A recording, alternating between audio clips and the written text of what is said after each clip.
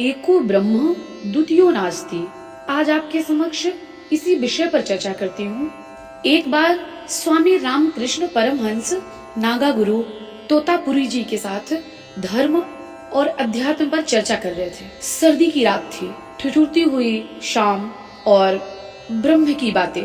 पास ही में एक धूनी जल रही थी, आग जल रही थी।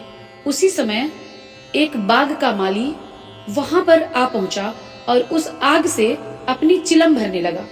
तोतापुरी जी यह देखकर क्रोध से आग बबूला हो गए। उन्होंने उसे डांटा। इतना गुस्सा हो गए कि 2-3 तमाचे भी जड़ दिए उसे। यह देखकर रामकृष्ण परमहंस जी हंस पड़े। तोतापुरी जी बोले, अरे इस अस्पृश्य माली ने पवित्र साधना की राख को छूने की धृष्टता की और आप इसको देखकर हंस रहे हैं। आपको इसे डांटना चाहिए। तब रामकृष्ण परमहंस जी बोले, मैं तो यह सोचकर हंसा कि आप एको ब्रह्म द्वितीयो नास्ति पर चर्चा कर रहे हैं, अर्थात इस संसार में ब्रह्म के अतिरिक्त दूसरा कुछ भी नहीं है। इसके पक्ष में हम बातें कर रहे हैं और अभी आपने आग और नौकर को अलग अलग मान लिया।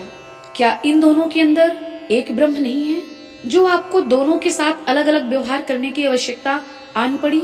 एक पवित्र और दूसरा अपवित्र, यह कैसे हो सकता है? यह सुनकर संत तोतापुरी जी समझ गए कि उनसे कोई भूल हो गई। मनसा वाचा कर्मणा, कह कुछ और रहे हैं, कर कुछ और रहे हैं। कहने का आशय यही है कि गुरु हमें दृष्टि प्रदान करता है। कहते हैं गुरु नहीं हो तो हमारे जीवन की दिशा और दशा दोनों कुछ की कुछ हो जाएगी। इसीलिए जीवन में गुरु का होना आवश्यक है। अगर जीवन की दिशा को, दशा को उच्चता की शिखर पर ले जाना चाहते हैं तो गुरु ही बता सकता है एको ब्रह्म द्वितीयो नास्ति की परिभाषा। गुरु ही हमारा मार्गदर्शन कर सकते हैं। गुरु ही हमें दृष्टि प्रदान कर सकते हैं कि हम कैसे देखें, कैसे चलें, कैसे हमारा मार्ग प्रशस्त होगा। आप सभी के हृदय में विद्यमान प्रभु को प्रणाम करती हूँ। ओम हरि ओम।